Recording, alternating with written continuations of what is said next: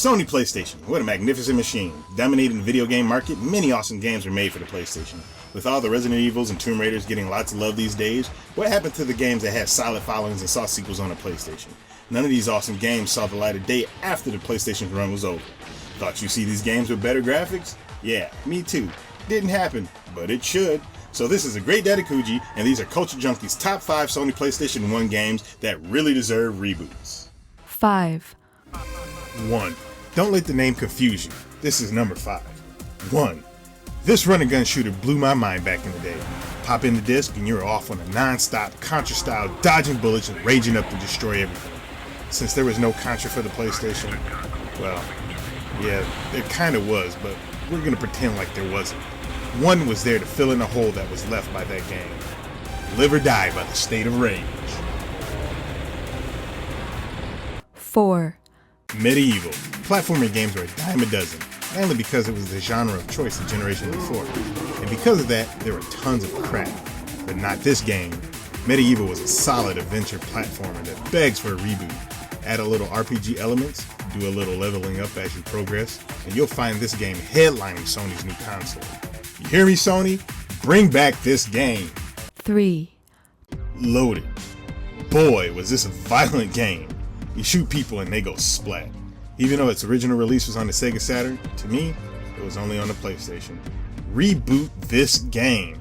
Do not turn it into a first-person shooter. We have enough of those right now. Top down, lots of weapons, Smash TV style. And throw in some multiplayer.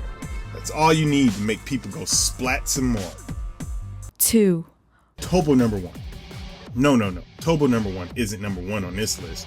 It's number 2, but that doesn't make it any less of a game. At the time of its release, most people bought it because it was packed in with a demo of a little-known game called Final Fantasy VII. But after the demo was over, you found a fighting game that not only looked amazing, running at 60 frames per second and at the PlayStation 1's highest resolution, but also played great. This game got a sequel, but for whatever reason, never got released outside of Japan. Fighting games seem to be trickling out these days, seeming like they only come out with the same game over and over again, Street Fighter and Mortal Kombat.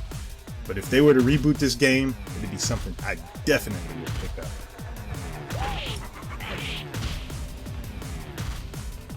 1. Jumping Flash. This game takes me back. Jumping Flash came out the year I got a PlayStation. Now, I'm not one for first-person shooters, but this isn't like typical first-person shooters. It's more like a platformer that's in the form of a first-person shooter. While the game did have a few sequels on the PlayStation, we never got a PlayStation 2 version with better graphics and updated controls. I think it's about time that this game makes a return. It would look lovely on a PlayStation 4.